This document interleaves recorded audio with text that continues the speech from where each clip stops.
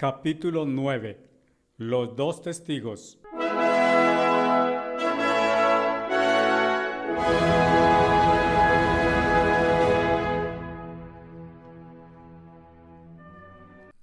Cristo vendrá exactamente en el último día 1260, que caerá el primer día del mes de Tishri, la fiesta de trompetas, que es el mismo día 1290 si continuamos viendo esas cifras en la línea de tiempo en la gráfica. Pero cuando Cristo venga la segunda vez que estamos esperando, ya que aparentemente viene al sonido de la séptima trompeta del séptimo sello Del libro de Revelación, se presenta ante el mundo en traje de guerra y con ejércitos angelicales, y llega con propósitos escritos indicados por el sonido de la séptima trompeta, según Revelación 11, 15, 16 y 19, los cuales consumará a plenitud al noveno día después de que arribe a la tierra en su segunda venida triunfal. Pero antes de abordar ese conmocionante, sin igual, apoteósico suceso tan culminante, tenemos que abordar primero otro apoteósico suceso similar interconectado con aquel en lo impresionante, visible y prodigioso, y que está profetizado que acontezca el mismo día, fiesta de trompetas, de la gloriosa segunda venida de Jesucristo, el cual es el final del testimonio trascendental de la obra de predicación mundial del verdadero evangelio del reino de Dios y un poderoso mensaje de advertencia al mundo entero sobre las consecuencias horripilantes que sufrirán aquellos que aceptaren la marca de la bestia, y que va a llevarse a cabo por los dos testigos enigmáticos del capítulo 11 del libro de Revelación, quienes, cuando hayan terminado su testimonio, serán asesinados por la bestia que sube del abismo, y después de 3.5 días de estar exhibidos muertos, reciben aliento de vida de parte de Dios, y a la vista de sus enemigos suben al cielo en una nube. Revelación 11, verso 12. Juan 3:13 dice: Nadie ha ascendido hasta el cielo sino aquel que descendió del cielo, el Hijo del Hombre. Así entonces, puesto que los dos testigos son resucitados por Dios y luego suben al cielo, sabemos que los únicos que van a ser resucitados o transformados y luego van a subir a recibir a Cristo y sus ejércitos en la nube del cielo son los miembros de la Iglesia de Dios en ese mismo día. Por supuesto, ha habido muchas conjeturas y especulaciones en el mundo del cristianismo acerca de la identidad de los dos testigos. Dios los llama mis dos testigos. Además dice de ellos: estos son los dos árboles de olivo y los dos candeleros que permanecen delante del Señor de la tierra. Revelación 11, verso 4. En Zacarías 4 nos encontramos con una fascinante visión celestial en que está personalmente involucrado el profeta Zacarías, y lo que él captó visualmente es lo que ha quedado registrado en este capítulo, en el cual están descritos con las mismas palabras los dos árboles de olivo. También dice de los dos ungidos. Estos últimos, por seguro, son los mismos dos testigos del libro de Revelación. Y el ángel que habló conmigo vino otra vez y me despertó como un hombre que es despertado de su sueño, y díjome: ¿qué ves? Yo dije: veo y un candelero todo de oro con un tazón en la cima de este y 7 lámparas sobre este con 7 bordes, según la Biblia ortodoxa judía, con 7 tubos sobre cada una de las lámparas que están encima de este, y hay 2 árboles de olivo junto a este, uno a la derecha del tazón y otro a su izquierda, versos 1 a 3. Ahí tenemos los 2 árboles de olivo, pero notemos que quizás no menos importantes como estos 2 árboles, la visión nos presenta 3 fenomenales objetos adicionales que tenemos que apreciar no con nuestra típica visión humana, sino desde la perspectiva que Cristo nos transmite, que emana de la mente suprema de Dios con su entorno de gloriosa majestad y esplendor y omnipotencia, y por encima de todo, de su santidad radiante que lo caracteriza. 1. Un candelero de oro. 2. Un tazón encima del candelero. Y 3. 7 lámparas encima del candelero. De primer impacto, uno podría asociar el candelero y las 7 lámparas con aquel candelero típico del lugar santo del tabernáculo del pueblo de Israel, Sin embargo, analizado cuidadosamente el contexto del capítulo 4 de Zacarías, es evidente que se trata de un candelero celestial a la medida de la dimensión y carácter inherentemente espiritual y propio de la divinidad. Continuemos con esta visión. Y dije al ángel que habló conmigo, ¿qué son estos, mi señor? Entonces el ángel que habló conmigo me respondió, ¿no sabes qué son estos? Yo dije, no, mi señor. Entonces él me dijo, esta es la palabra del Señor en cuanto a Zorobabel, no por medio de potencia ni por fuerza, sino por medio de mi espíritu, dice el Señor de los ejércitos. ¿Qué eres tú, oh gran monte? Delante de Zorobabel serás convertido en una explanada, y él hará destacable la piedra, roca de lo alto, en medio de grito de gracia, gracia a ella. Adicionalmente, la palabra del Señor vino a mí diciendo, las manos de Zorobabel han echado los cimientos de esta casa, sus manos también le darán el acabado final. Entonces sabrás que el Señor de los ejércitos me ha enviado a ti, porque cualquiera que ha despreciado el día de las cosas pequeñas o pequeños comienzos, se regocijará y verá la plomada o plum stone, que significa roca, en la mano de Zorobabel, versos 4 a 10. Es muy curiosa la respuesta que da el ángel a la lógica pregunta de Zacarías de ¿quiénes son estos? No le da una respuesta directa, es evidente, por consiguiente, obliga a entender más minuciosamente el contexto de esta narración. Cuando dice, esta es la palabra del Señor en cuanto a Zorobabel, cualquiera puede entender que Zorobabel estaba muy relacionado con los dos árboles de olivo, puesto que estos dos son los objetos de su pregunta. Y lo que sigue diciendo el ángel es muy significativo y clave para comprender mejor el carácter de Dios y cómo tal carácter se refleja en la forma típica como Dios obra a través de sus siervos humanos, no por medio de potencia ni por fuerza, sino por medio de mi espíritu, dice el Señor de los ejércitos.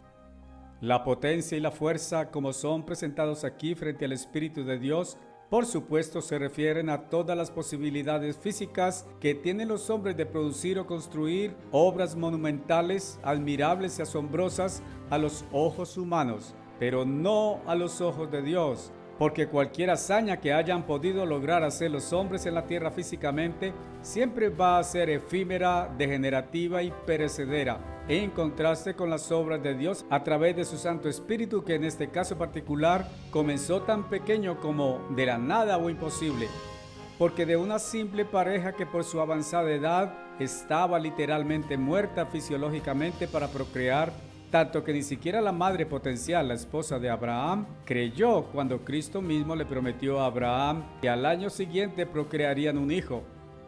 Y a partir de la nada, Dios formalmente dio el más diminuto comienzo al más grandioso proyecto divino de todo el universo que conocemos, Dios reproduciéndose a sí mismo en el hombre por medio de su iglesia, la Jerusalén de arriba. Pero entonces, ¿qué son estos dos árboles de olivo en todo el contexto de esta visión? ¿Y qué son aquellas dos ramas de los árboles de olivo que están junto a los dos tubos de oro, de los cuales el aceite es vertido? Verso 12. Tenemos aquí pues dos árboles de olivo aparentemente arriba y a cada lado, derecho e izquierdo del tazón de oro, que también estaba arriba del candelero de oro, y dos ramas de los árboles de olivo junto a dos tubos de oro por donde se vertía el aceite. El verso 2 dice del tazón de oro en la cumbre del candelero, lo cual indica que las 7 lámparas estaban debajo del tazón, puesto que es de este tazón de donde es vertido el aceite que alimenta las 7 lámparas. Y las dos ramas de olivo junto a los dos tubos los tenemos que ubicar tanto las dos ramas como los dos tubos arriba del tazón de oro, lo que indica una altura mayor y una más estrecha intimidad con Dios. Y puesto que esas dos ramas de olivo están en la parte altísima del candelero, las cuales derivan de los dos árboles de olivo ubicados a diestra y siniestra del tazón de oro, indican que esos dos árboles de olivo son el origen supremo de donde emana el aceite sagrado, símbolo del Espíritu Santo de Dios, que nos lleva a concluir que puesto que el Espíritu Santo es la fuerza suprema que solo puede emanar de Dios mismo, aquellos dos árboles de olivo son Dios mismo. Y Juan 1, versos 1 a 5, nos revela la existencia de Dios y la palabra, el vocero de Dios, que sabemos que es Jesucristo. Para ser más precisos, veamos enseguida una imagen muy parecida a la descripción de Zacarías 4. Esta imagen solo muestra las dos ramas con los dos tubos arriba del tazón de oro y deja invisibles y para nuestra imaginación propiamente los dos árboles de olivo. Así que, puesto que Dios es invisible al ojo humano, solo tengamos presente que esas dos ramas se desprenden de los dos olivos invisibles que son Dios el Padre y Jesucristo. Sin embargo, Dios el Padre y Jesucristo no están divididos en dos árboles. Todos sabemos eso porque en el jardín del Edén había solo un árbol de vida que por seguro era un árbol de olivo. Entonces, ¿por qué dos árboles de olivo a cada lado del tazón de oro? Probablemente esto tenga que ver con el concepto de dualidad que aprendimos del señor Armstrong. Y entonces existió una congregación de Dios o iglesia de Dios en el desierto dentro del pueblo físico de Israel y del antiguo pacto. Luego Jesucristo constituyó la iglesia de Dios en su primera venida del pueblo de la Israel espiritual y del nuevo pacto. Entonces vemos un candelero en el lugar santo del tabernáculo antiguo y sabemos, por ejemplo, que el señor Armstrong representaba el candelero de la era de Filadelfia. Así pues, en la figura de Zacarías 4, no es que Dios esté revelando que celestialmente existen dos árboles de olivo, sino que figurativamente uno de los dos árboles de olivo simboliza al mismo eterno Dios de los ejércitos, Elohim, en interacción con el antiguo pueblo de Israel del Antiguo Testamento, y el otro simboliza a aquel mismo Elohim, pero ya en el Nuevo Testamento o era de la primera venida de Jesucristo, dirigiendo a cada uno de los respectivos 7 líderes de las 7 iglesias de Dios hasta nuestros días. ¿Qué son aquellas dos ramas de olivo en Zacarías 4? Dios decidió desde un principio reproducir su especie en el hombre. En consecuencia, esas dos ramas deberían tener que ver con dos personajes y líderes humanos en la mente de Dios, que serían tan potencialmente moldeables y aptos, de tal forma que Dios pudiera visiblemente enseñar, formar y entrenar por medio de ellos a su futuro pueblo elegido en el verdadero evangelio del reino de Dios en la tierra. Por tal razón, ¿quiénes serían humanamente esos dos tan importantes personajes dentro del plan maestro de Dios? Antes de entrar en eso, veamos primero un fascinante pasaje en Génesis que nos ayudará a discernir la realidad completa desde la visión de Dios acerca de las dos ramas de olivo y los dos testigos. En el capítulo 18, poco antes de que Dios decidiera destruir a Sodoma y Gomorra, se presenta ante Abraham en su casa, y el Eterno apareció a él, a Abraham, junto a los cedros de Mamre, cuando estaba él sentado a la puerta de su tienda entre el calor del día. Levantó sus ojos y captó, y ¡oh!, 3 hombres de pie frente a él. Cuando los vio, corrió desde la puerta de la tienda a encontrarse con ellos y se inclinó a tierra. Versos 1 a 2. Es evidente que Abraham reconoció que se trataba del Señor Eterno con 2 ángeles y muy solícitamente les ofreció hospitalidad y un banquete, a lo cual ellos aceptaron. Después de eso, el Señor, o Jesucristo, le anunció del hijo que pronto concebirían él y su esposa.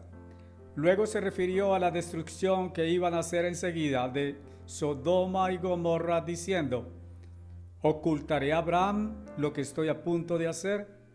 Entonces el Señor dijo: puesto que el clamor contra Sodoma y Gomorra es grande y su pecado es muy grave, descenderé para ver.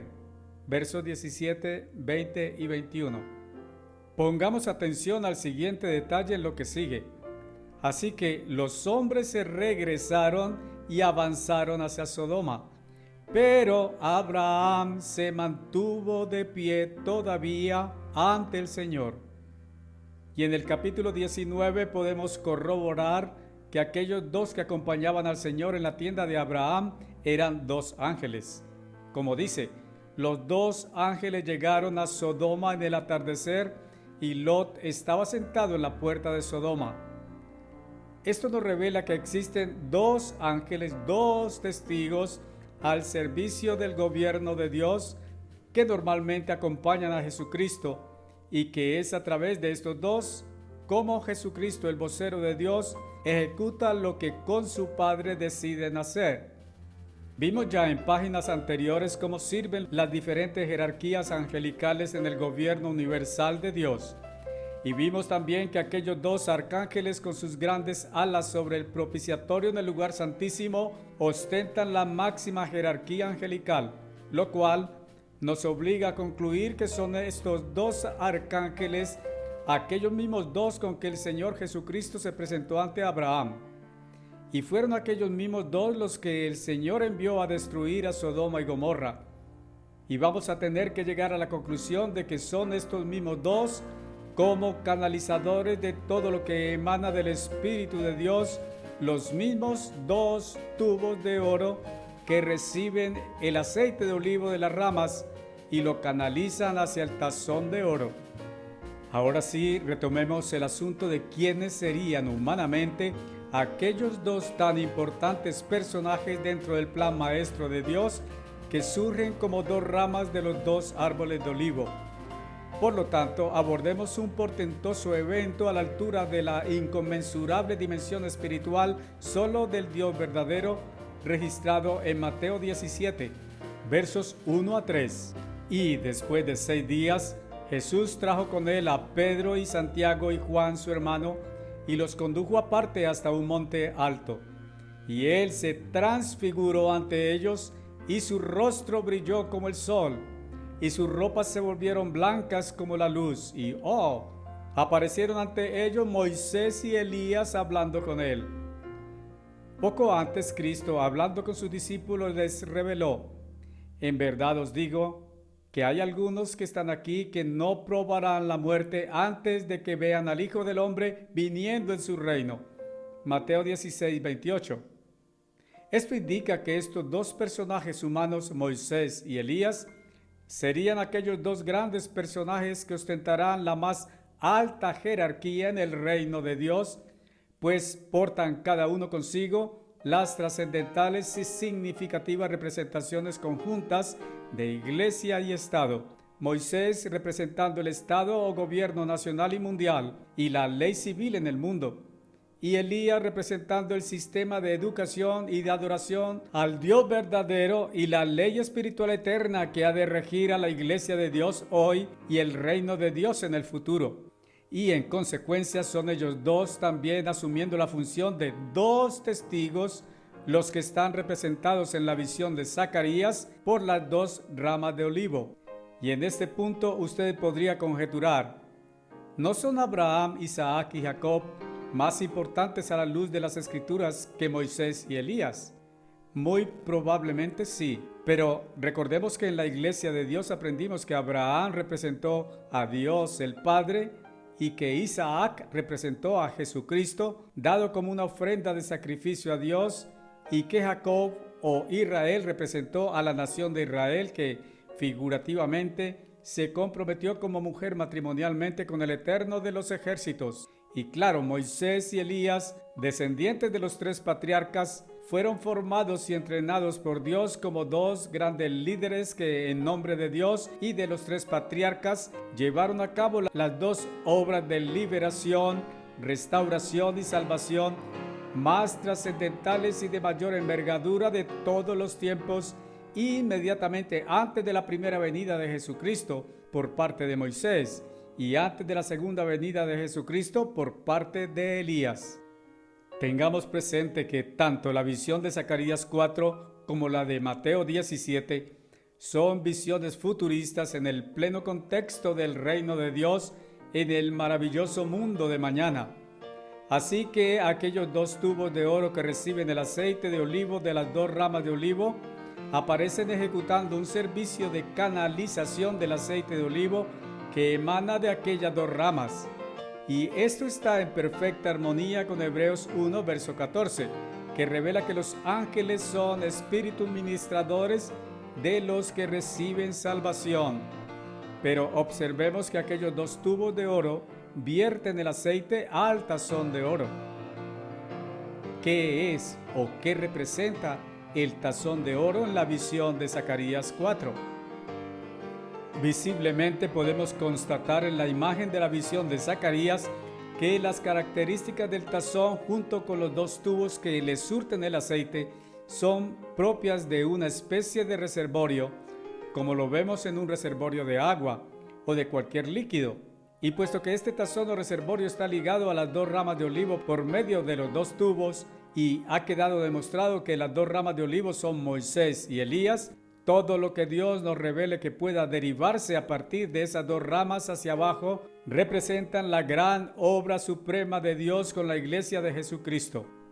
De manera natural vemos, por ejemplo, que una mujer embarazada ha sido dotada por Dios internamente con una especie de complejo reservorio líquido que le provee al feto no solo protección, sino la energía alimentaria y nutrientes que necesita también por medio de dos tubos. Uno, el tubo digestivo de la madre, y dos, el cordón umbilical.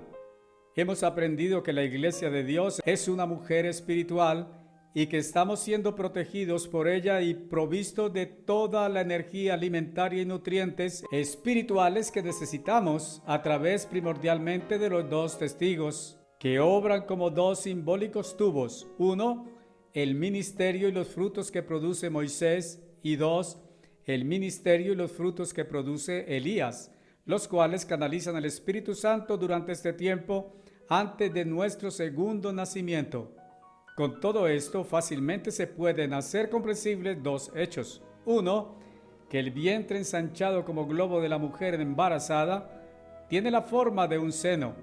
Dos, que nadie cuestiona la relación tan íntima y estrecha de la madre con el bebé no nacido. De otra parte, ¿por qué en la parábola del rico y Lázaro Jesús usó la figura de un seno cuando dijo: levantó sus ojos el hombre rico y vio a Abraham a lo lejos y a Lázaro en su seno? Lucas 16, verso 23. Permítanme citar del curso bíblico por correspondencia, lección 6, lo siguiente. Comentario. Si somos de Cristo, nos convertimos en herederos con Abraham para recibir las promesas que a él Dios le hizo. Gálatas 3:29.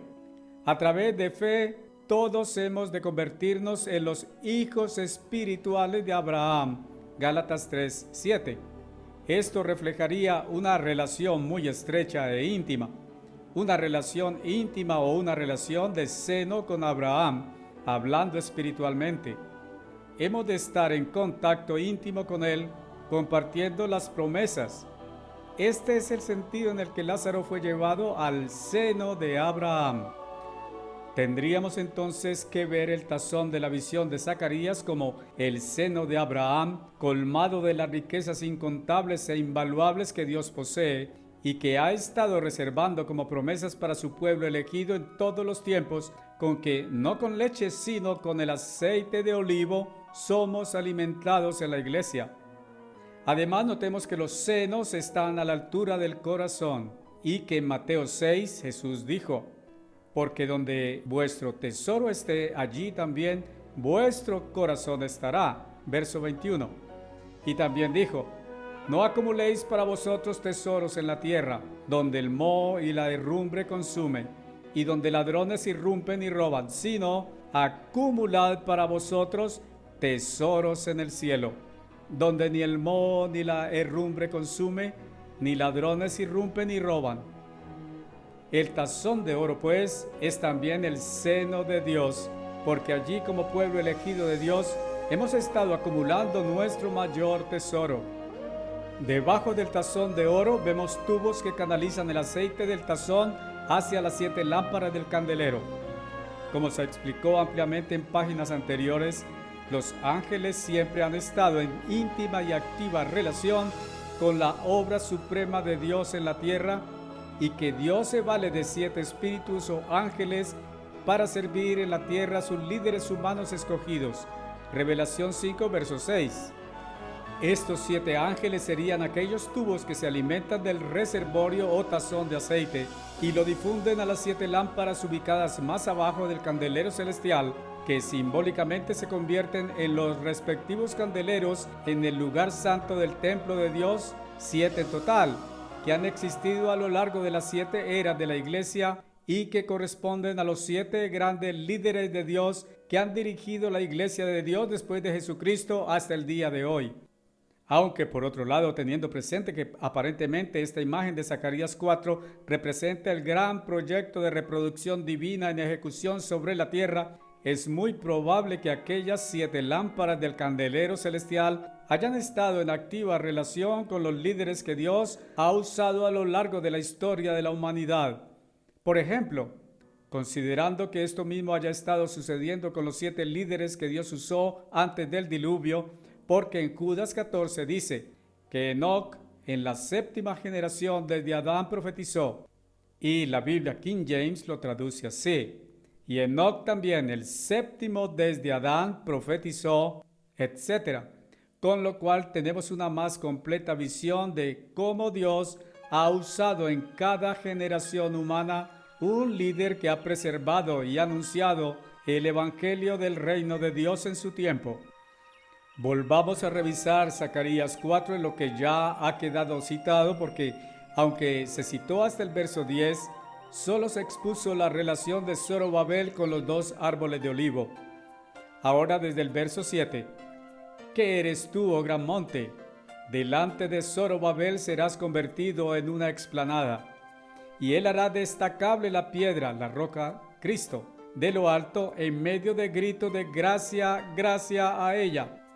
Tenemos que recordar que muy modestamente el señor Armstrong, después de ver los significativos frutos de la Iglesia de Dios bajo su liderazgo, percibió que había una analogía y dualidad entre la obra de reconstrucción del templo de Dios físico en Jerusalén por parte de Zorobabel, gobernador de Judá del Antiguo Testamento, antes de la primera venida de Jesucristo, y la obra de alcance mundial de restauración y reconstrucción del templo espiritual de Dios en el tiempo del fin, sin contar como aspecto aparte la gran comisión de predicar el evangelio del reino de Dios al mundo como testimonio por parte de su liderazgo y antes de la segunda venida de Jesucristo.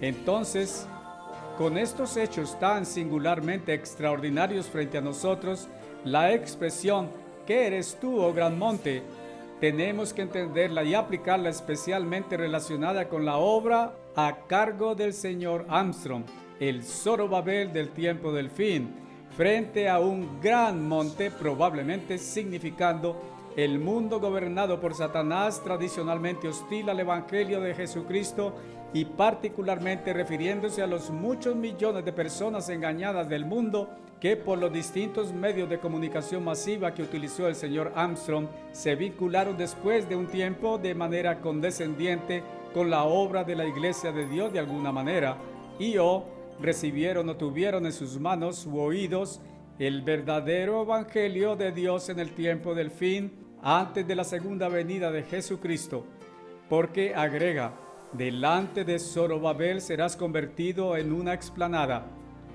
Claro, primero Zorobabel tiene que convertir en explanada la elevada autojusticia y altivez de cada una de las personas del mundo que se vinculan directa o indirectamente con la Iglesia de Dios y luego hacia el futuro promisorio del reino de Dios en la tierra. Esa profecía se cumplirá a cabalidad. Ahora, verso 9. Las manos de Zorobabel han echado los cimientos de esta casa. Sus manos también le darán el acabado final.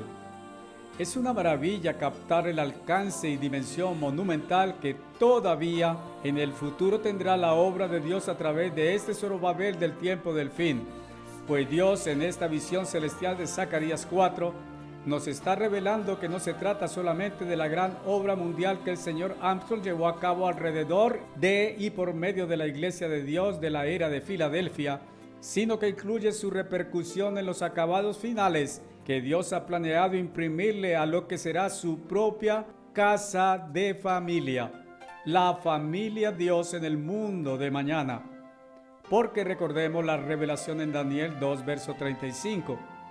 Pero la piedra, Cristo, que golpeó la imagen, se convirtió en un gran monte y llenó la tierra entera. Así como se ha demostrado antes que Moisés y Elías cumplen una función testimonial para el pueblo de Dios y el mundo entero como dos testigos, asimismo constatamos no solo una dualidad entre el primer Zorobabel y el Zorobabel del tiempo del fin, sino también su función propia como dos testigos. Y adicionalmente hemos sabido que este Zorobabel del tiempo del fin, Herbert W. Armstrong, cumplió principalmente también el papel de Elías, que vendría a restaurar todas las cosas, y que Jesucristo dejó escrito en Mateo 17, 10 a 11, como una de las grandes señales indicativas de la inminencia de su segunda venida a la tierra.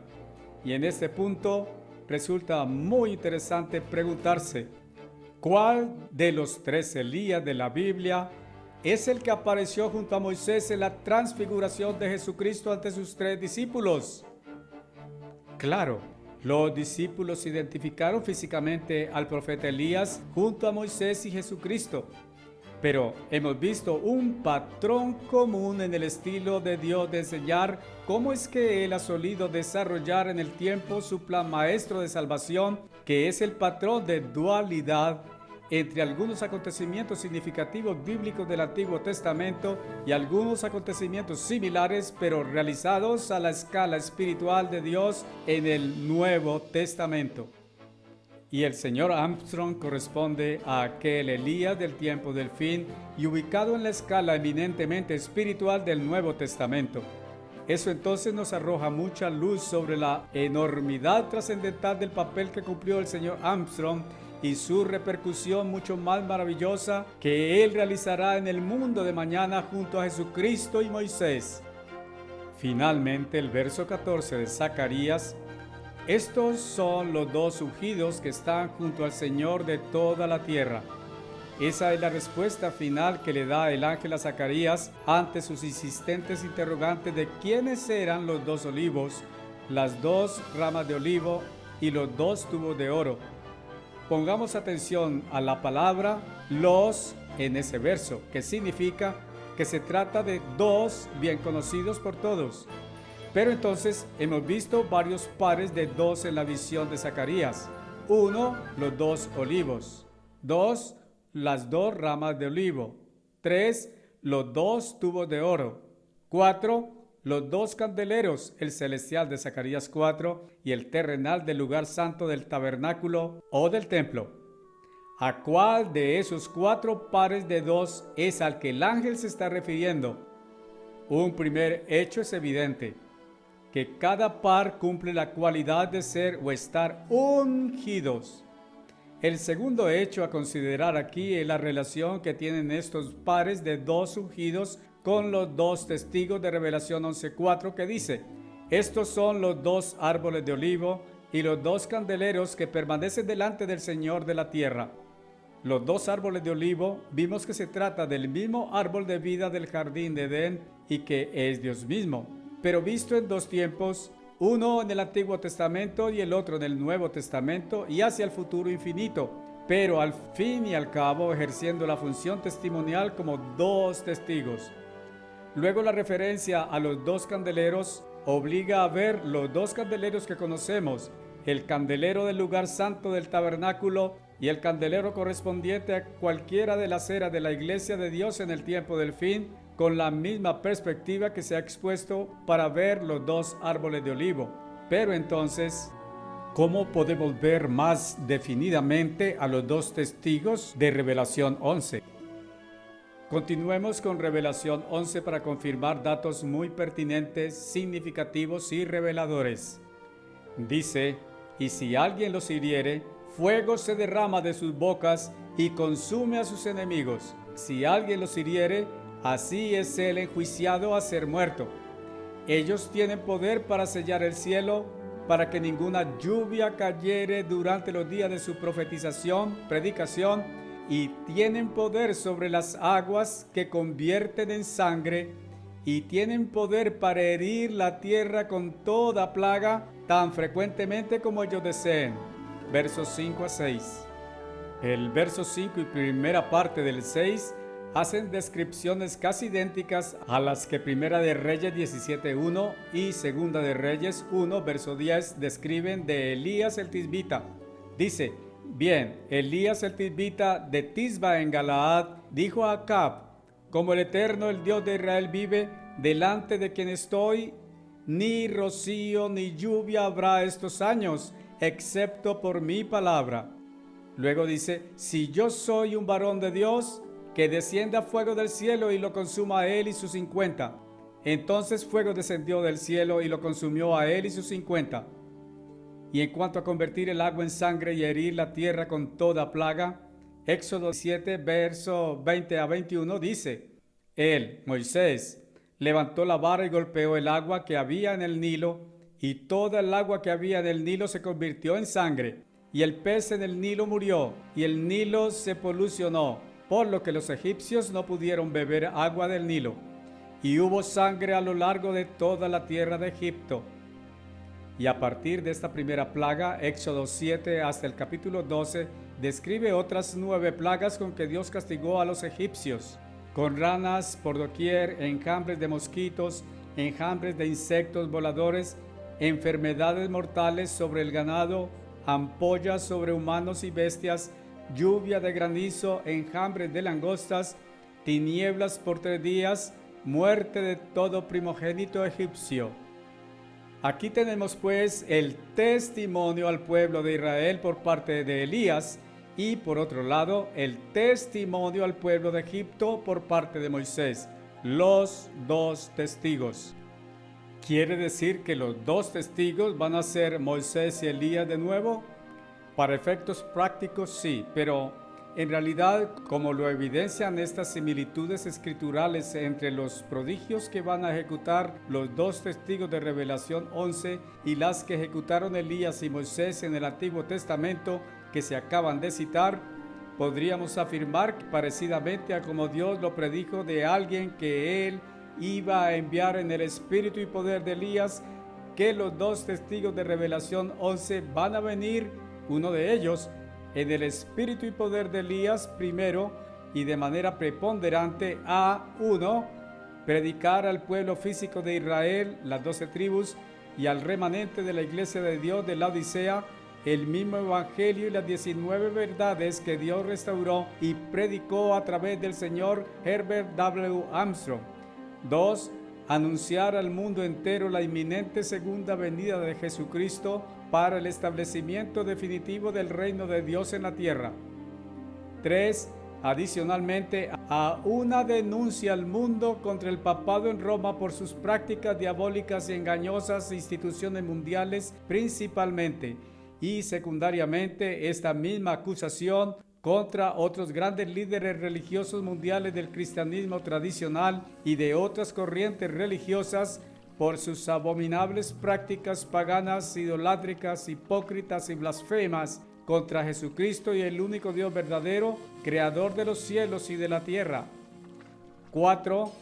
A convocar al Papa y a los otros líderes religiosos mundiales con el fin de darles oportunidad de reconocer en arrepentimiento sus grandes pecados y de hacerles conocer las consecuencias adversas que enfrentarían ellos y el resto del mundo en caso de que no lo hicieren.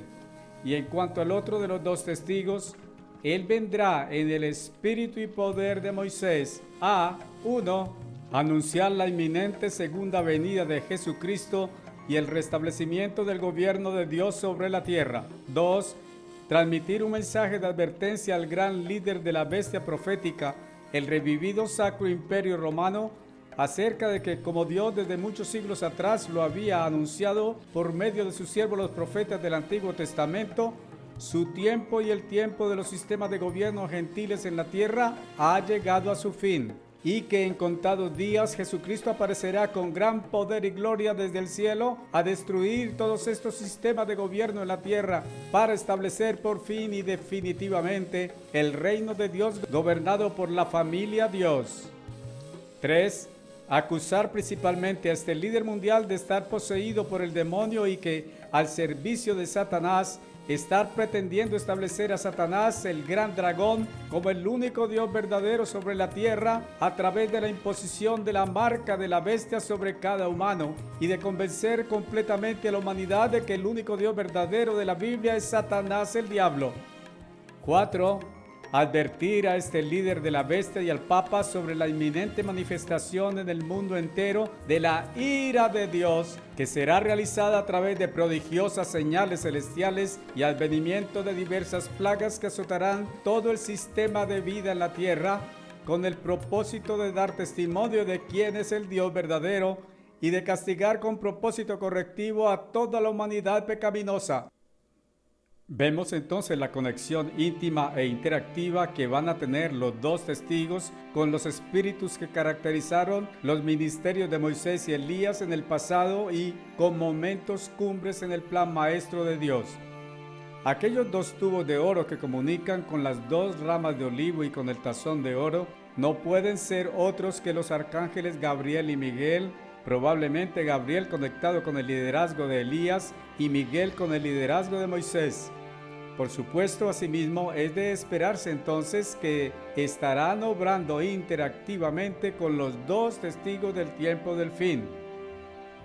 Pero hay un detalle gigante en la visión de Zacarías 4 que no deberíamos pasar por alto o tratar medianamente.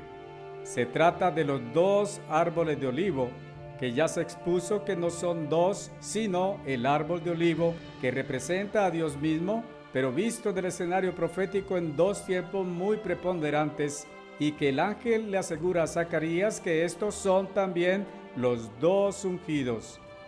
Por supuesto, Dios, compuesto, como sabemos, de Dios el Padre y Jesucristo, el vocero de Dios, resultan ser dos testigos. Así pues, tenemos dos pares de testigos de parte de lo más alto del cielo, Dios el Padre y Jesucristo, y Gabriel y Miguel, los arcángeles que cubren el trono de Dios. Entonces, preguntémonos, ¿cómo y por qué ha resultado que Dios es también dos testimonios? ¿Cómo Dios se manifiesta como testimonio a la humanidad? Primero que todo, Dios ha sido un gran testimonio para el mundo entero antes de la primera venida de Jesucristo, y ha sido un gran testimonio viviente a través de la primera venida de Jesucristo, y será aún un más grande testimonio a la humanidad después de su segunda venida. Dios nos da un vislumbre de cómo se ha manifestado al mundo entero a través del apóstol Pablo en Romanos 1, versos 19 a 20, como sigue: porque lo que es conocido acerca de Dios es claro a ellos, los habitantes humanos, gentiles o paganos, porque Dios se los ha mostrado a ellos. Por siempre desde entonces, la creación del mundo, su naturaleza invisible, concretamente su poder y deidad eternos, claramente han sido percibidos dentro de las cosas que han sido hechas. Así que ellos están sin excusa. ¿Qué es lo que ha sido percibido por la humanidad dentro de las cosas que han sido hechas? La bondad eminentemente generosa y misericordiosa de Dios por su creación entera y centrada sobresalientemente en el bienestar del hombre en la tierra, que hizo a su imagen y semejanza. ¿Quién pudiera maldecir el radiante sol de la mañana, la fresca lluvia que recibe con avidez la vegetación del campo, que la hace más robusta y fructífera para beneficio del hombre y de todo ser viviente, que a su vez le sirve de comida o de ayuda, compañía y alegría al hombre? El aire vital que cada segundo respiramos, la gran sinfonía de los pájaros cantores y murmullos de renacuajos, cigarras, grillos y ganado, y un etcétera sin fin. Así que el asunto testimonial parte de Dios mismo, y el testimonio de Dios es amor. Es un constante servicio de bondad y bienestar sobre buenos y malos sobre la tierra entera, pero a la vez el testimonio de Dios es para juicio a los hombres, no para condenarlos por su hostilidad a Dios, sino para castigarlos correctivamente en ese mismo espíritu de amor divino que solo busca restaurar, renovar, edificar, mejorar elevar hasta la excelencia de carácter y santidad. Luego ese amor testimonial que primero que todo da testimonio de la existencia de Dios irrefutablemente, se extiende como Dios lo ha decidido a otros servidores suyos como las 2 ramas de olivo y los 2 tubos de oro que ya vimos. Entonces llegamos al esperado testimonio de los 2 testigos del tiempo de la gran tribulación, que no deberíamos considerar como terrorífico, sino todo lo contrario. Su testimonio lleva la carga y el acompañamiento del Espíritu bondadoso, generoso y misericordioso de Dios mismo como resultado final. Existe otro detalle singular alrededor del testimonio de los 2 testigos finales, que son los 3,5 días que duran muertos después de que hubieran terminado su testimonio. Es decir, su testimonio termina 3,5 días antes de la segunda venida de Jesucristo y antes de los 1260 días o antes de los 1290 días. Lógicamente que entonces ellos comenzarán su testimonio 3,5 días antes de que comience la gran tribulación. Pareciera como si Dios estuviera muy interesado en confirmarnos que efectivamente estos 3,5 días, que son idénticos a los 3,5 días proféticos que faltan ser cumplidos por el ministerio de Jesucristo en la segunda mitad de la última semana profética de la profecía de las 70 semanas, son una reiterada seña recordatoria de que es inmediatamente después de estos 3,5 días literales que comenzará Jesucristo a cumplir equivalentemente y definitivamente la profecía en años, inmediatamente después de que transcurran estos 3,5 días primeros del testimonio de los 2 testigos. De otra parte, es probable que aquel evento que citamos antes, relativo a la aparición que hizo Jesucristo junto con 2 ángeles ante la atenta mirada de Abraham en su tienda, poco antes de la destrucción de Sodoma y Gomorra, nos esté sugiriendo la forma similar a como Dios tiene planeado hacer poco antes de que comiencen los 3,5 años de tribulación y el día de la ira de Dios, quedándose Él con los descendientes fieles de Abraham, el remanente fiel de la iglesia de Dios, en este tiempo culminante y enviando esta vez al mundo entero a 2 pares de testigos, Gabriel y Miguel, junto con los 2 hombres designados que se manifestarán al mundo en los espíritus de Moisés y Elías, a consumar los designios proféticos de Dios para poner fin al actual sistema del mundo de Satanás, usando mucho fuego como preámbulo del comienzo del maravilloso mundo de mañana.